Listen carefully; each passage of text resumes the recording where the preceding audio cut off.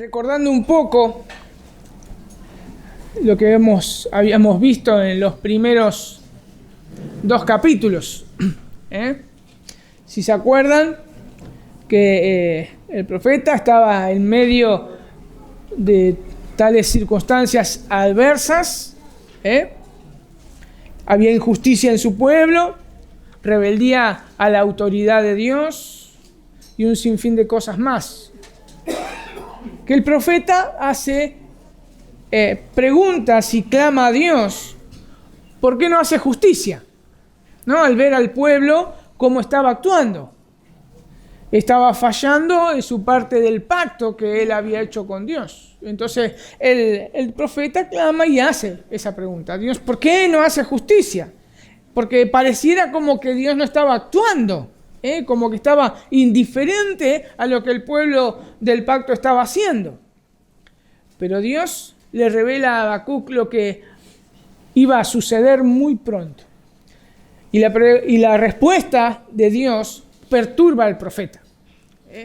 Lo perturba de tal manera porque el castigo que estaba por venir, el castigo preparado por Dios, era que iba a traer a un imperio que estaba en auge, estaba realmente progresando aceleradamente, tomando reinos y reinos. Era el reino o el imperio babilónico. Y estos invasores iban a venir, iban a arrebatarlos de la tierra prometida y lo iban a llevar en cautiverio. Mientras muchos iban a morir bajo sus armas. Eso se puede ver claramente en Lamentaciones, en Jeremías, cómo sufrieron cuando los babilónicos vinieron. Por esa razón el profeta se ampara en su única esperanza, que es Dios. Él se ampara en Dios, pero lanza una segunda pregunta. ¿Pero por qué el profeta le perturba tanto lo que Dios había de hacer? Porque él había pedido exactamente eso, que haga justicia. Él le había pedido justicia. Y Dios le responde. ¿Por qué entonces su segunda pregunta? Porque él iba a estar involucrado en ese castigo. Él iba a estar involucrado en ese castigo. Porque era parte del pueblo del pacto. Es interesante notar cómo Dios toma en serio el pecado de uno o varios miembros de su pueblo. Y responde con un castigo, como en este caso en particular, que venían a invadir a Judá. Y iban a ser castigados todo el pueblo.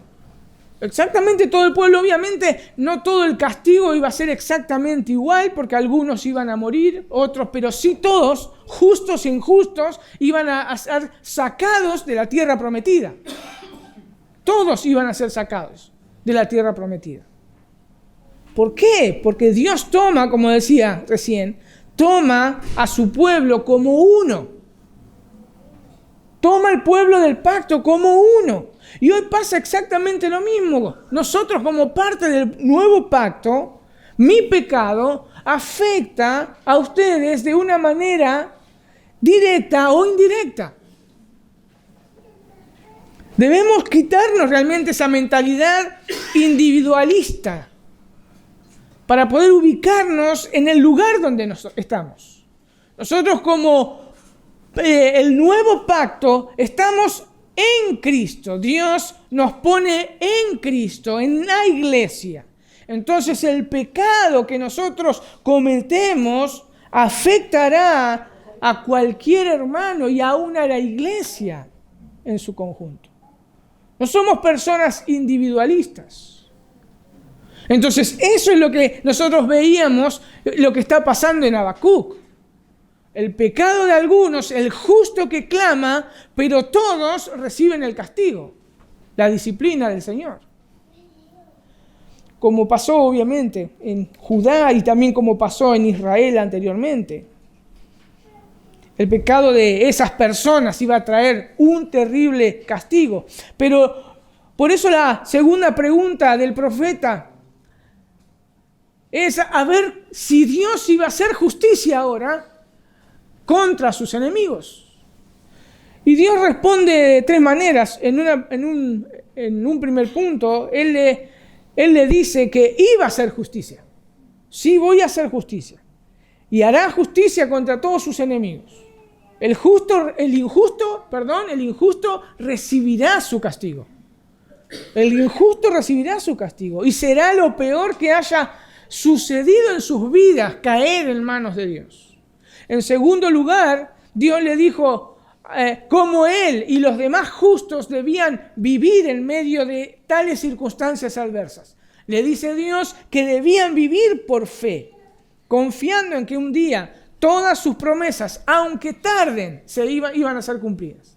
Exactamente lo mismo tenemos que hacer nosotros, caminar por fe y confiar en que las promesas de Dios van a ser cumplidas. Y en tercer lugar, el profeta debía guardar silencio ante la majestad de Dios. Ante ese majestuoso, todopoderoso que reina, ese Dios 3 veces santo, del que gobierna el universo entero. Él gobierna este mundo. De la misma manera, nosotros debemos hacer lo mismo. Entonces, al escuchar y ver cómo iba a actuar Dios, mostrando su grandeza y desplegando su poder, el profeta recuerda los poderosos hechos de Dios en la antigüedad. Y por esa razón puede decir estas palabras y comienza a alabar a Dios. El capítulo 3 es una alabanza a Dios. Y él comienza a decir versículo 2, porque el versículo 1 es la explicación de que es un canto. El versículo 2 dice: oh Señor, he oído lo que se dice de ti y temí. Aviva, oh Señor, tu obra en medio de los años. En medio de los años, dala a conocer. En la ira, acuérdate de tener misericordia o tener, acá dice tener compasión. En la Reina Valera dice misericordia. El profeta clama a Dios a viva voz, conociendo quién es Dios y cómo actuó a favor de su pueblo en el pasado. Él lo recuerda eso. Y al acordarse de los hechos portentosos de Dios, que muestran al Dios Todopoderoso en acción, Habacuc dice ahí que lo que sintió es temor. Temor. Un temor que lo que hace ese temor es ubicarlo a Él. Ubicarlo como criatura.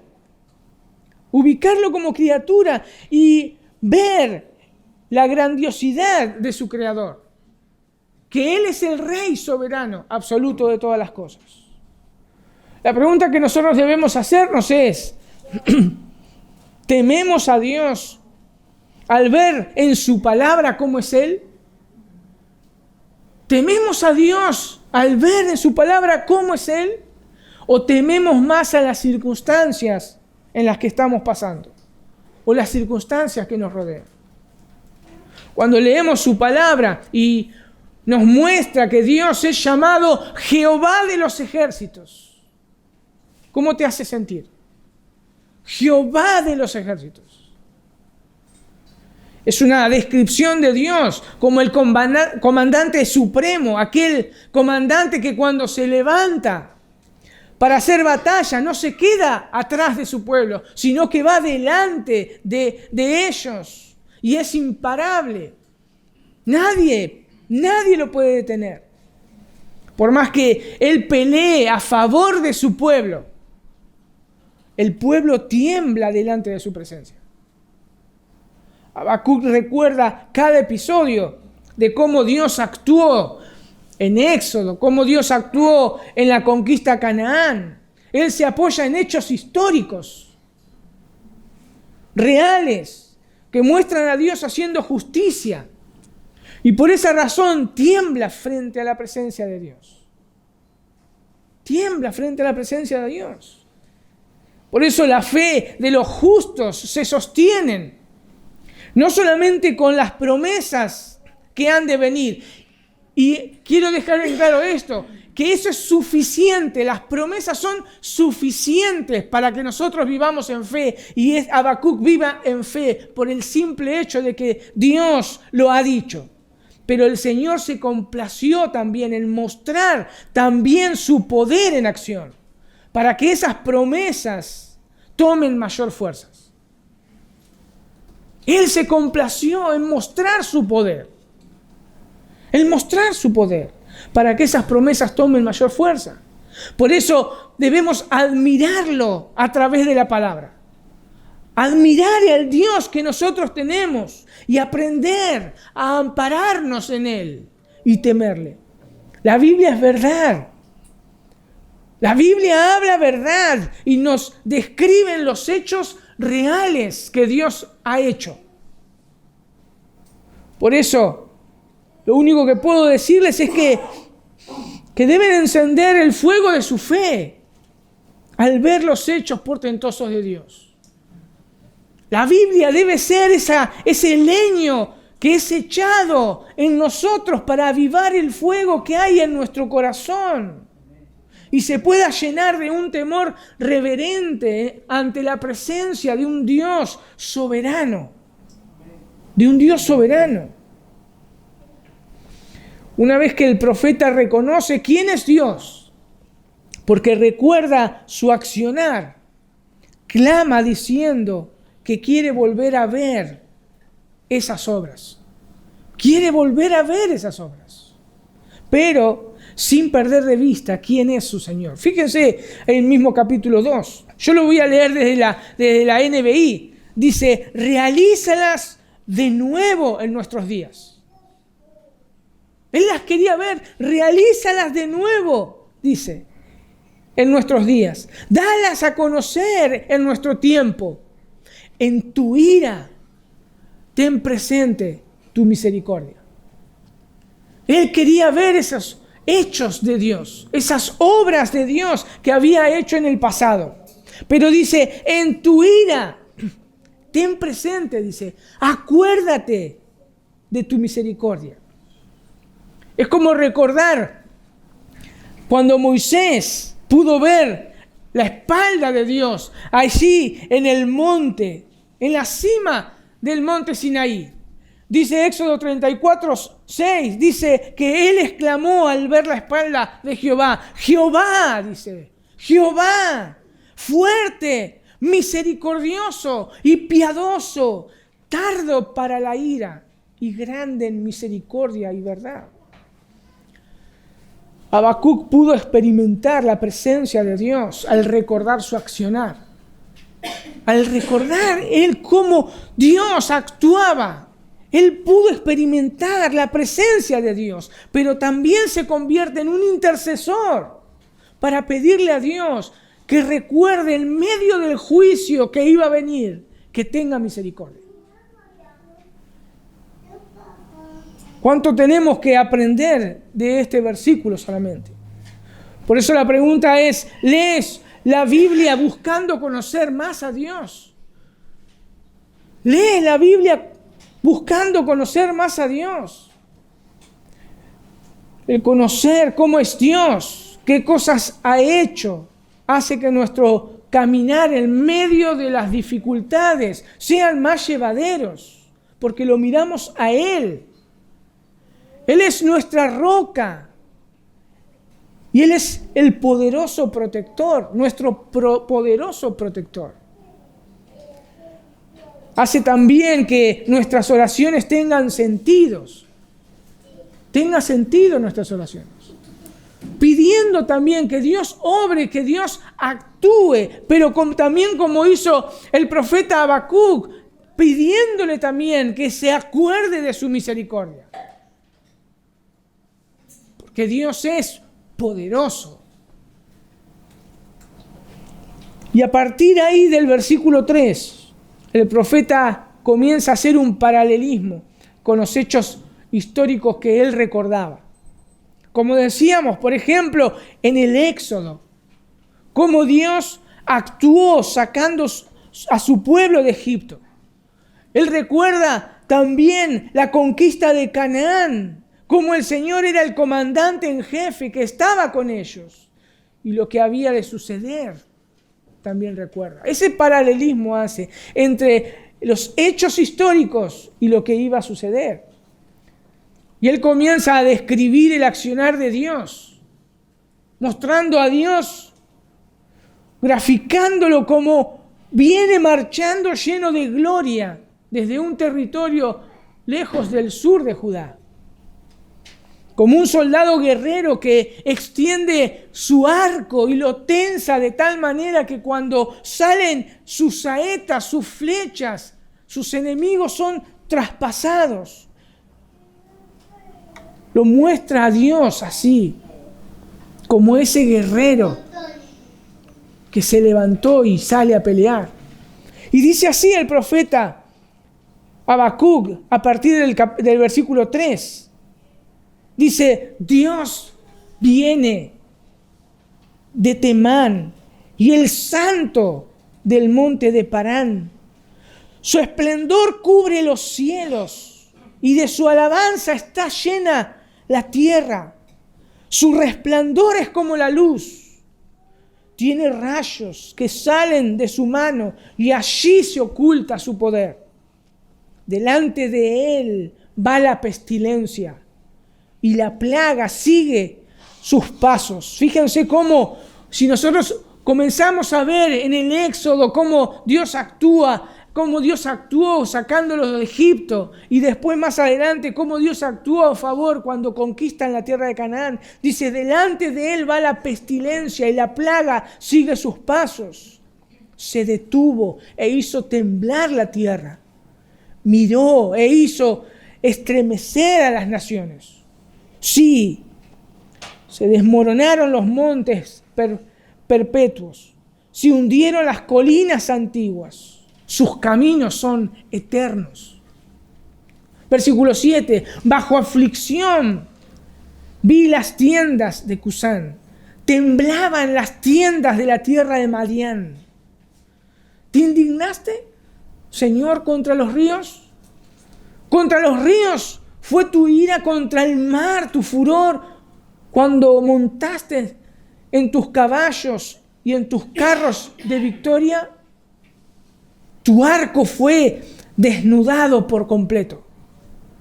Las varas de castigo fueron juradas. Con ríos hendiste la tierra. Te vieron los montes y temblaron. El diluvio de aguas pasó, dio el abismo su voz, levantó en alto sus manos. El sol y la luna se detuvieron en su sitio.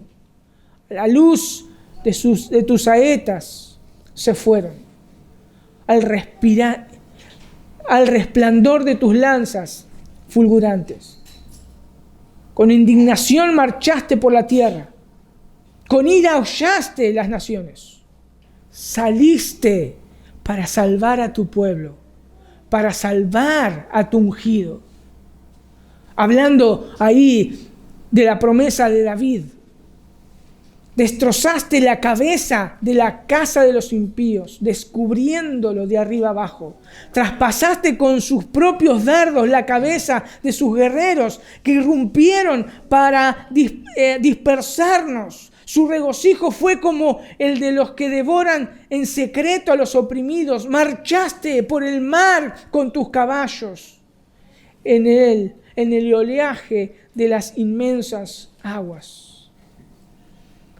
Lo único que podemos notar en este canto es la grandeza, es el poder, la justicia, la santidad de nuestro Dios. Eso es lo que nos está mostrando acá Habacuc en su alabanza.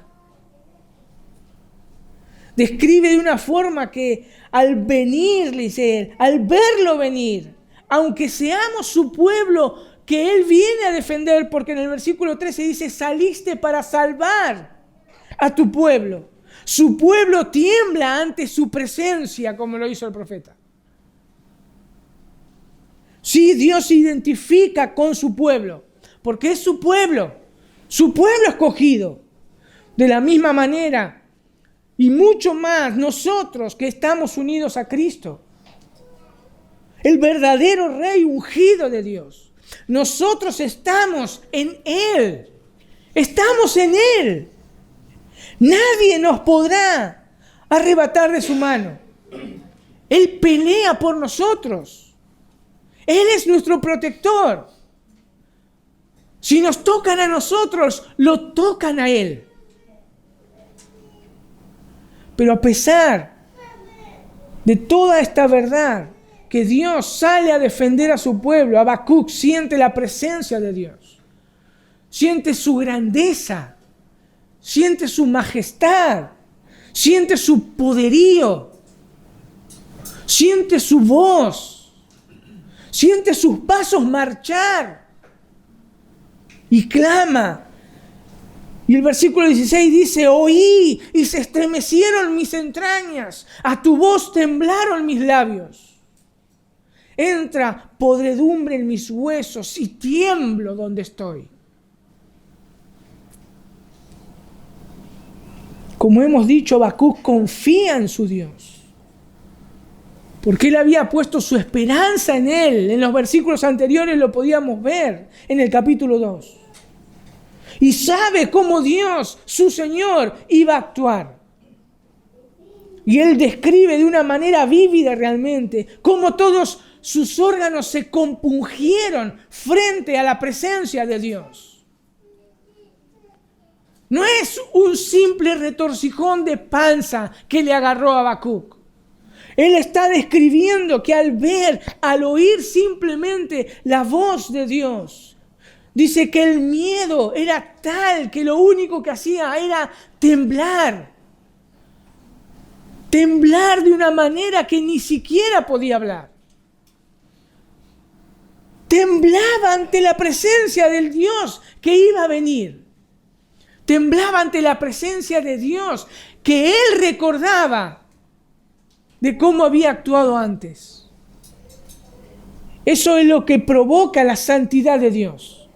Eso es lo que debería provocar en nosotros la santidad de Dios. Moisés la experimentó.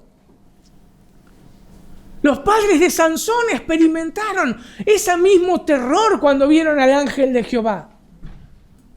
Isaías experimentó al ver a Dios sentado en su trono. Juan, en la soledad de esa isla, también lo experimentaron cuando el Señor Jesús se le presentó. Juan, que estuvo 3 años con el Señor Jesús, pero cuando lo vio en su esplendor, glorificado, y se le presentó, él tembló delante de su presencia.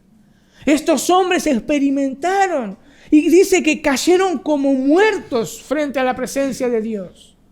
Exclamaron, gritaron grandemente que iban a morir por el solo hecho de verlo.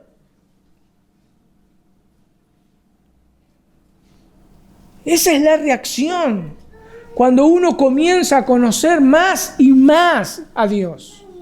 Esa debería ser la reacción que nosotros tenemos que tener cuando conocemos más y más la santidad de Dios, porque nos muestra nuestro propio pecado, muestra la inmundicia que todavía hay en nosotros, porque la santidad de Dios se nos está reflejando en nuestra realidad.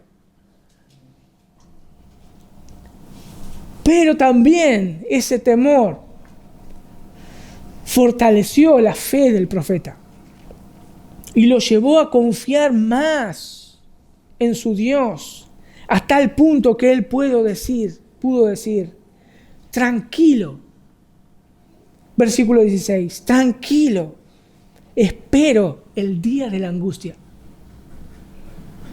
Tranquilo, espero el día de la angustia, al pueblo que se levantará para invadirnos. ¿Qué confianza tiene este hombre? ¿Qué confianza tiene este hombre? Antes estaba lleno de dudas. Antes solamente tenía preguntas ante Dios cuando comienza ahí el capítulo 1. Dudas de por qué Dios no hacía justicia. dudas de por qué iba ahora a actuar y mandar a este pueblo y los iba a sacar de la tierra prometida. Dudas tenía. Y ahora él puede decir, tranquilo, espero el día de la angustia. ¿Cómo una persona, realmente, cómo una persona puede llegar a tener tanta confianza en medio de la injusticia y la calamidad que se aproxima?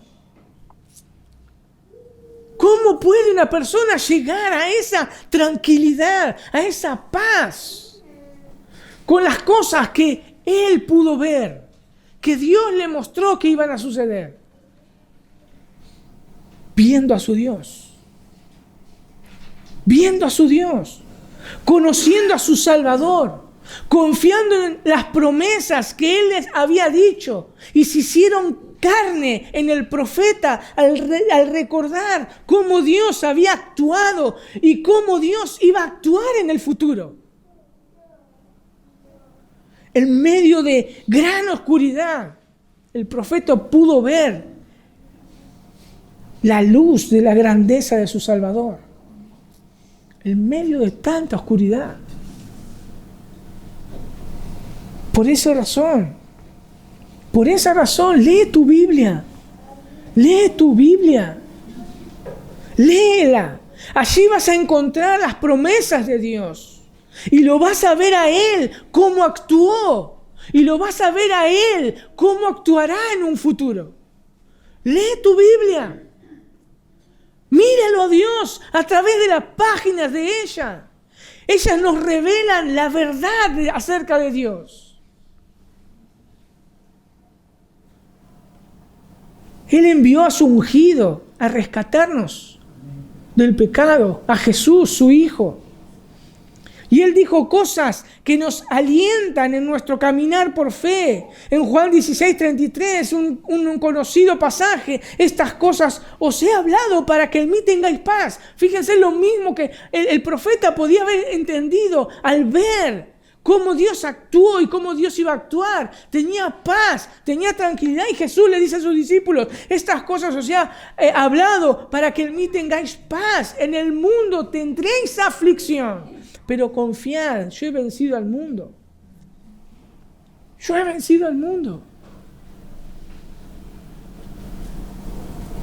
Es difícil pasar por problemas. Es difícil, pero Dios nos marca el camino. ¿Cómo enfrentar el problema? Él no dice que nos va a solucionar el problema, pero sí poder enfrentar el problema, mirándolo a Él. Mirando su actuar, mirando cómo va a actuar y confiando en que Él dijo que iba a venir y vendrá, y Jesús prometió que iba a venir y vendrá. Es la única forma de poder estar tranquilo y esperar el día de la angustia. El día de la angustia. Al ver todo esto, ¿quién es Dios? ¿Cómo actúa? ¿Y qué le prometió? El profeta solo puede seguir cantando y decir, aunque la higuera no florezca, ni en las vides haya frutos, aunque falte el producto del olivo, y los labrados no den mantenimiento, y las ovejas sean quitadas de la majada, y no haya vacas en los corrales. Fíjense, qué imagen más desgarradora, desoladora. Una desolación completa. ¿Quién no se iba a desesperar en esa situación? Esto es lo que vivió el pueblo de Judá. Esto es lo que vivió más adelante el pueblo de Judá. Pero el profeta pronuncia una palabra clave al principio de esto. Dice, aunque.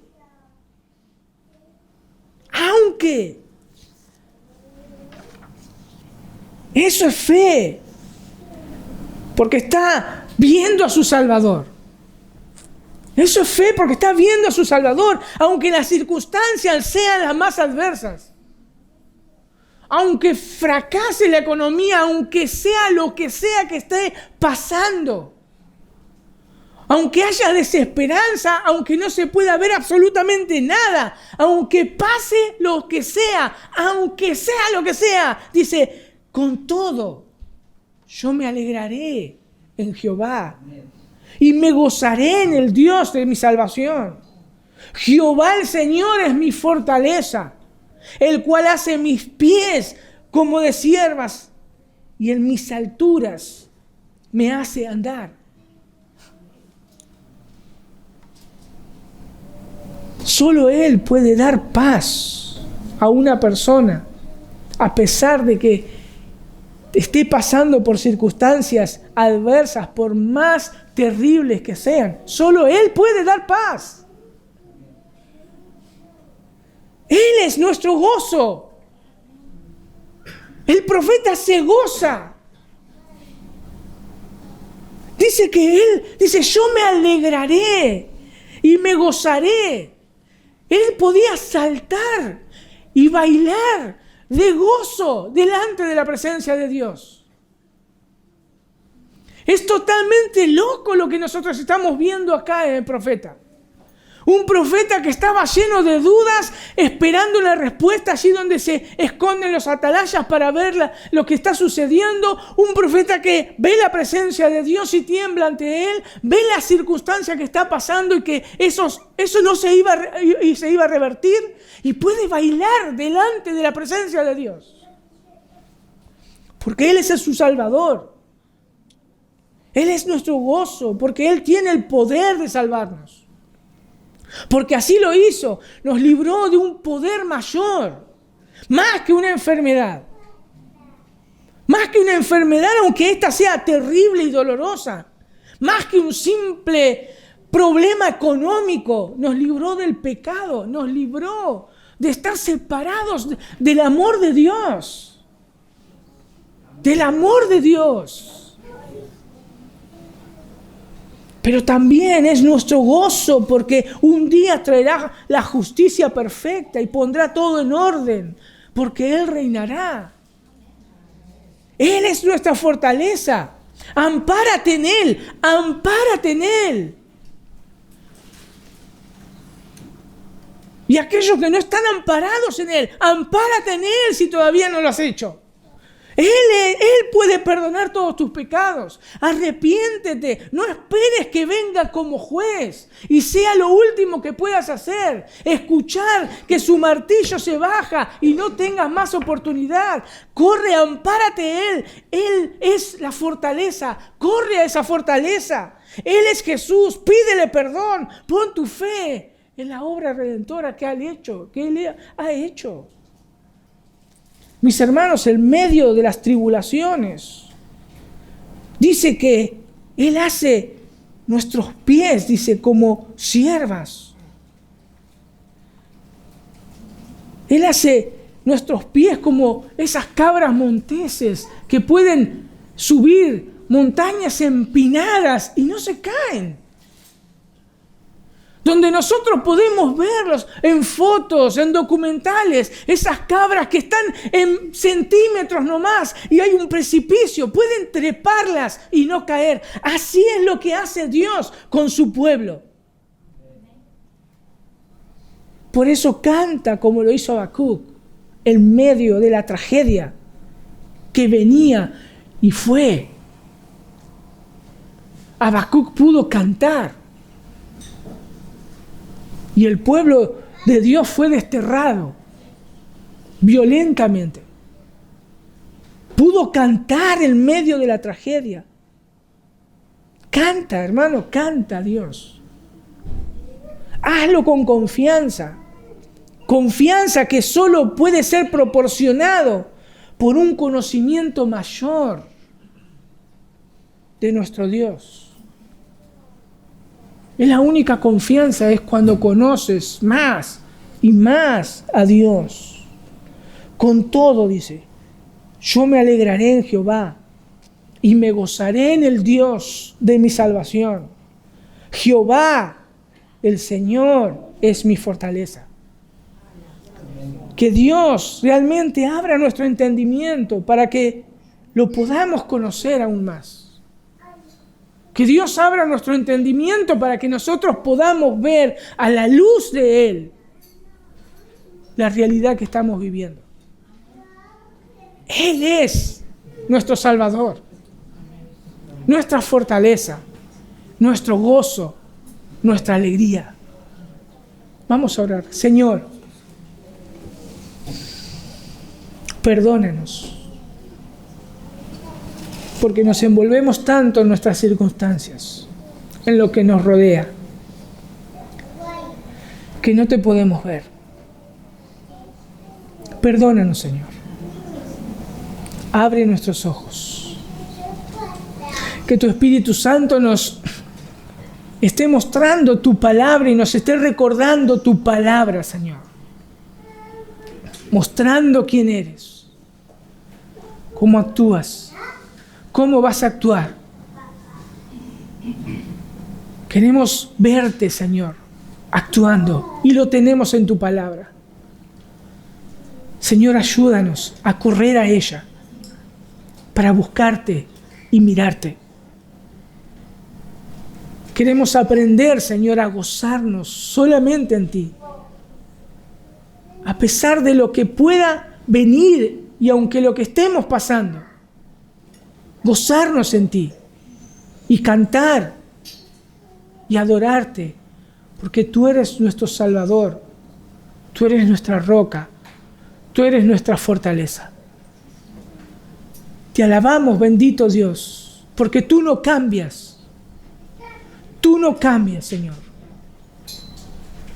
Y anhelamos el día que vengas, porque todo se pondrá bien ahí.